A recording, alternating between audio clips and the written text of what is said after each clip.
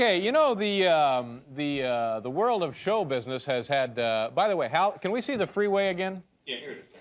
This is actually what our window looks out. Look at that. Unbelievable.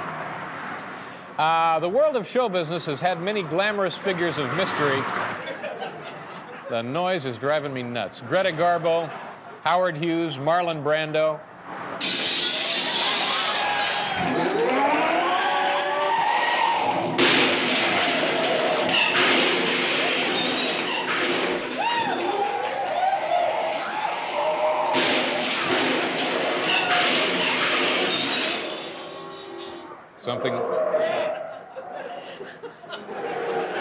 Something we call fun with sound effects.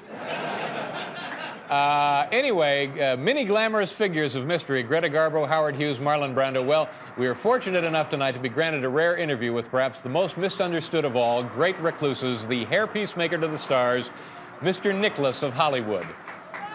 If you're anything like I am when you're at home watching your favorite TV show or enjoying a fine film, you're always saying to yourself, boy, those stars are awfully well groomed. How do they get to be that way? Well, many of them are wearing Nicky hairpieces. And that's why, while we're in Hollywood, we decided we'd stop in and pay a visit to Nicholas of Hollywood. Nicholas, do me a favor. Give me some of the names of some of your clients that we might recognize.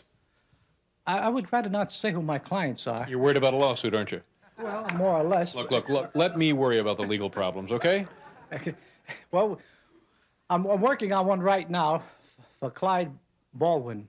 Clyde Baldwin is a very famous man. He does Al Jolson. He's the only one today who does Al Jolson in the big leagues. I know you've been responsible for some developments in the hairpiece industry. Tell us a couple of your innovations. When I first came into the hairpiece business, there was no names for styling, and it was very confusing because people wanted a style and they didn't know how to call it by what name. There was nothing to identify a particular look. Exactly. So we start giving them looks of names after celebrities. Mm-hmm. This is the style that Jack Klugman wears. This is the Jack Klugman style. And you're talking about the hair, not the eyebrows. No, we're talking about the hairpiece. This is the Tom Jones style. Mm-hmm. And then we have the Frank Sinatra style. Frank Sinatra as an 11-year-old girl. Nicholas, tell me about this article in the newspaper on the wall there. What is that? Well, the baby was catching colds all the time, so they put a hat on him at night, but they had to attach it some way to under his chin. But they were afraid he might choke to death. Sure. So that's when I spoke to his grandmother, and she told me, well, let's try a hairpiece with tape. Now, as far as you know, no one is choked to death wearing a hairpiece. No, unless they would decide to eat it. I'm confused. How does that have anything to do with putting romance back in your marriage?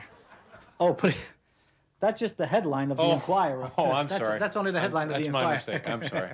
Now, let me ask you a real personal question. Are you wearing any of your products anywhere on your body, Nick? Yes, I wear a hairpiece. Oh, you're wearing a hairpiece? Yeah. But everything from the hair down is?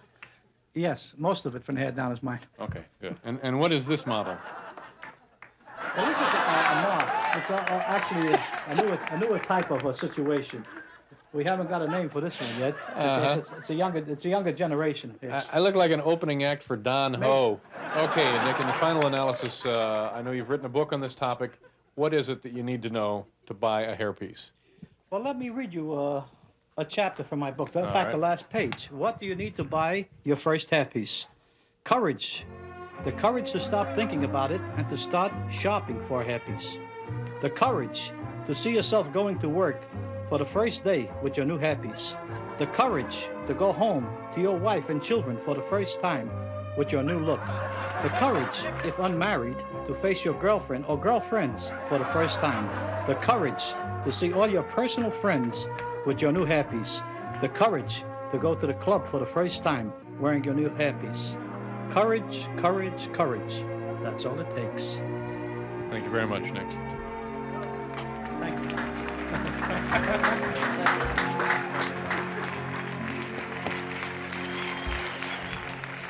Thank you very much, Nicholas. We'll be right back with Lee Marvin.